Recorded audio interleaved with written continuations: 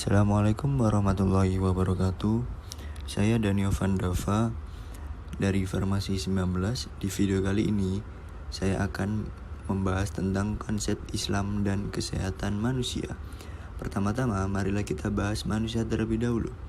Manusia diciptakan oleh Allah dengan proses yang sangat menakjubkan, sesuai yang tertera dalam surat Al-Mu'minun ayat 12-14. Yang kedua, selama hidupnya manusia mengalami beberapa masa, sesuai yang tertera dalam surat Al-Hajj ayat 5. Yang ketiga, kemuliaan yang Allah berikan kepada manusia adalah diangkat sebagai khalifah di bumi, sesuai yang tertera dalam surat Al-Baqarah ayat 30-32. Yang kedua, diberikan bentuk yang terbaik, sesuai yang tertera dalam surat At-Tin ayat 4 dan surat At-Taghabun ayat 3. Ketiga, dilengkapi dengan perangkat yang menunjang, sesuai tertera dalam surat As-Sajdah ayat 8-9 dan surat Al-Isra ayat 70. Keempat, diberikan kekuasaan untuk menundukkan alam, sesuai dengan surat Al-Jatsiyah ayat 12-13 dan surat Al-Luqman ayat 2. Yang kedua, kita akan membahas tentang bekal hidup manusia. Yang pertama ada potensi jasmani. Allah menciptakan jasad yang membutuhkan makanan dan minuman, agar jasad tersebut tumbuh dan berkembang sebagaimana ia yang membutuhkan pakaian dan tempat tinggal, sesuai yang tertera dalam surat Al-Mulk ayat 15. Yang kedua ada potensi akal. Allah menciptakan akal yang membutuhkan ilmu pengetahuan dan teknologi agar manusia dapat memahami atau memenuhi kebutuhan hidupnya dan melaksanakan tugas dan kewajiban berupa memakmurkan bumi atau sebagai khalifah. Yang ketiga, ada potensi ruh. Allah menciptakan manusia yang membutuhkan petunjuk dan hidayah agar kehidupan manusia menjadi lurus di dunia maupun di akhirat, sesuai yang tertera dalam surat An-Nahl ayat 36. Selanjutnya, kita akan membahas penyakit manusia menurut Al-Quran. Penyakit manusia menurut Al-Quran dibagi menjadi dua, yaitu penyakit jasmani dan penyakit hati. Penyakit hati dibagi menjadi dua, yaitu penyakit syubhat dan penyakit syahwat. Penyakit syubhat.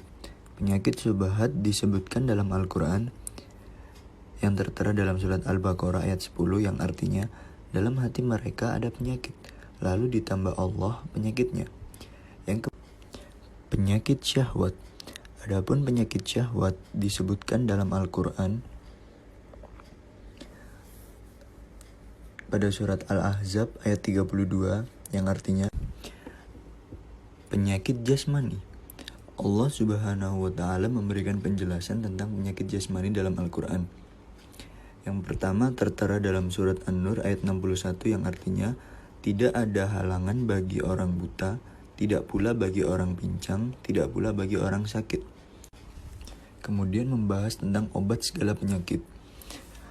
Yang pertama, doa adalah obat. Yang kedua, doa akan memerangi, mengobati, mencegah, menghilangkan atau mengurangi bencana yang menimpa.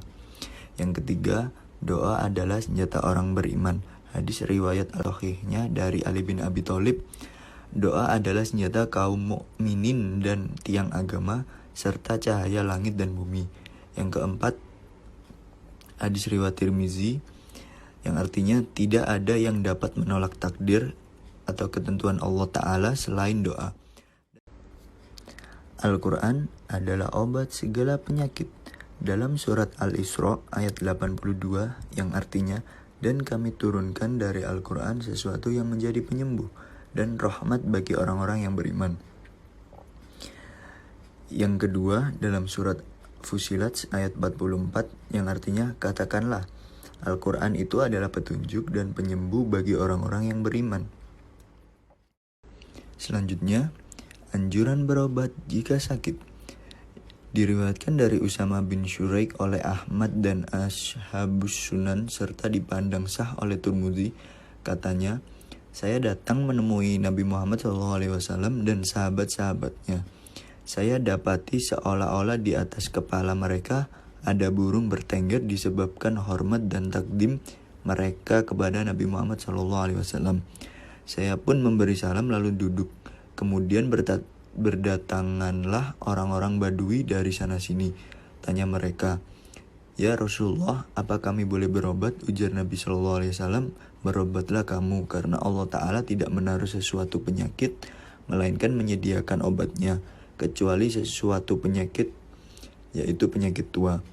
Kemudian diriwayatkan dari Ibnu Mas'ud radhiyallahu an oleh Nasai dan Ibnu Majah, juga oleh Hakim yang menyatakan sahihnya, bahwa Nabi Muhammad SAW bersabda, "Sesungguhnya Allah tidaklah menurunkan sesuatu penyakit, melainkan juga menurunkan obatnya." Dari itu, tegas Nabi Muhammad SAW menyuruh kita untuk berobat. Diriwayatkan pula oleh Muslim dari Jabir radhiyallahu an bahwa Rasulullah SAW bersabda, "Setiap penyakit ada obatnya, maka jika sakit telah diobati, ia akan sembuh dengan izin Allah." Jadi segala sesuatu penyakit pasti bisa sembuh jika dengan izin Allah. Selanjutnya, hukum berobat. Asy-Syaikh Muhammad bin Shalih Al-Utsaimin rahimahullah memiliki metode yang cukup baik dalam mempertemukan beberapa pendapat di atas. Beliau merinci hukum berobat menjadi beberapa keadaan. Yang pertama, bila diketahui atau diduga kuat bahwa berobat sangat bermanfaat dan meninggalkannya akan berakibat kebinasaan, maka hukumnya wajib.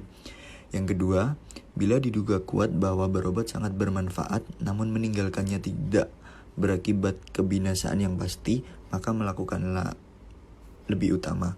Yang ketiga, bila dengan berobat diperkirakan kadar kemungkinannya antara kesembuhan dan kebinasaannya sama, maka meninggalkanlah lebih utama agar dia tidak melemparkan dirinya dalam kehancuran tanpa disadari. Hukum berobat dengan barang yang haram. Jumhur atau mayoritas ulama berpendapat bahwa pengobatan dengan tua atau barang-barang yang terlarang lainnya adalah hukumnya haram. Tegas dijelaskan bahwa itu adalah haram. Bahan-bahan alam yang tercantum dalam Al-Quran.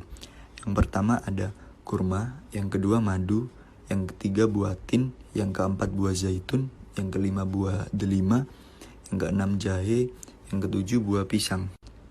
Pengobatan Islam sesuai tuntunan syariah, sumber utamanya adalah Al-Quran dan Al-Hadis. Yang kedua, dapat berupa pengobatan dengan ruqyah dan bahan-bahan yang tersedia di alam atau kombinasi dari keduanya.